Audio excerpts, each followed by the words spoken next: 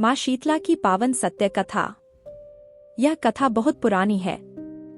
एक बार शीतला माता ने सोचा कि चलो आज देखूं कि धरती पर मेरी पूजा कौन करता है, कौन मुझे मानता है। यही सोचकर शीतला माता धरती पर राजस्थान के डुंगरी गांव में आई और देखा कि इस गांव में मेरा मंदिर भी नहीं है, ना मेरी पूजा है। माता शीतला गांव की गलियों में घूम रही थी, तभी एक मकान के ऊपर से किसी ने चावल का उबला पानी मांड नीचे फेंका। वह उबलता पानी शीतला माता के ऊपर गिरा, जिससे शीतला माता के शरीर में छाले फफोले पड़ गए। शीतला माता के पूरे शरीर में जलन होने लगी। शीतला माता गांव में इधर उधर भाग भाग के चिल्लाने लगी, अरे मैं जल गई, मेरा शरीर तप रहा है, जल रहा है, कोई मेरी मदद करो। लेकिन उस गांव में किसी ने शीतला माता की मदद नहीं की। तभी अपने घर के बाहर एक कुम्हारन बैठी थी। उस कुम्हारन ने देखा कि अरे यह बूढ़ी माई तो बहुत जल गई, इसके पूरे शरीर में तपन है, इसके पूरे शरीर में छाले फफोले पड़ गए हैं, यह तपन सहन नहीं कर पा रही है। तब उस कुम्हारन ने कहा है, माँ तू यहाँ आकर बैठ जा, मैं तेरे शरीर के ऊपर ठंडा पानी डालती हूँ। कुम्हारन ने उस बूढ़ी माई पर खूब ठंडा पानी डाला और बोली है, माँ मेरे घर में रात की बनी हुई रावड़ी रखी है, थोड़ा दही भी है। शीतला माता ने ज्वार के आटे की रावड़ी और दही खाया, इससे शरीर में ठंडाई मिली। तब उस कुम्हारन ने कहा, आ माँ बैठ जा, तेरे सिर के बाल बिखरे हैं, ला मैं तेरी चोटी गूंथ देती हूँ। और कुम्हारन माई की चोटी गूंथने हेतु कंघी बालों में करती रही।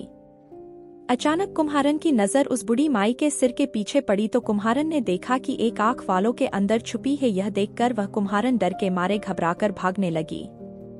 तभी उस बूढ़ी माई ने कहा, रुक जा बेटी, तू डर मत, मैं कोई भूत प्रेत नहीं हूँ, मैं शीतला देवी हूँ। मैं तो इस धरती पर देखने आई थी कि मुझे कौन मानता है, कौन मेरी पूजा करता है। इतना कह माता चार भुजा वाली हीरे जवाहरात के आभूषण पहने, सिर पर स्वर्ण मुकुट धारण किए अपने असली रूप में प्रकट हो गई। माता के दर्शन कर कुम्हारन सोचने लगी कि अब मैं गरीब इस माता को कहाँ बिठाऊं।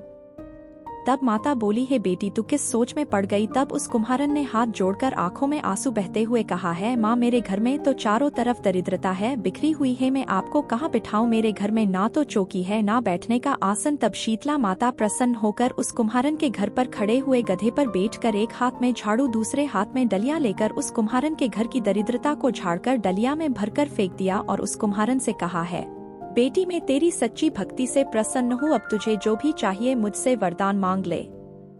तब कुम्हारन ने हाथ जोड़कर कहा है, माता मेरी इच्छा है अब आप इसी डुंगरी गांव में स्थापित होकर यही रहो, और जिस प्रकार आपने मेरे घर की दरिद्रता को अपनी झाड़ू से साफ कर दूर किया, ऐसे ही आपको जो भी होली के बाद की सप्तमी को भक्ति भाव से पूजा कर आपकी ठंडा जल दही व वासी ठंडा भोजन चढ़ाए, उसके घर की दरिद्रता को साफ करना और आपकी पूजा करने वाली नारी जाति महिला का अखंड सुहाग रखना, उसकी गोद हमेशा भरी रखना। साथ ही जो पुरुष शीतला सप्तमी को नाई के यहाँ बाल ना कटवाए, धोबी को कपड़े धुलने ना दे और पुरुष भी आप पर ठंडा जल चढ़ाकर नारियल फूल चढ़ाकर परिवार सहित ठंडा वासी भोजन करें, उसके काम धंधे व्यापार में कभी दरिद्रता ना आए। तब माता बोली, तथा अस्तु है बेटी, जो तूने वरदान मांगे मैं सब तुझे देती हूँ।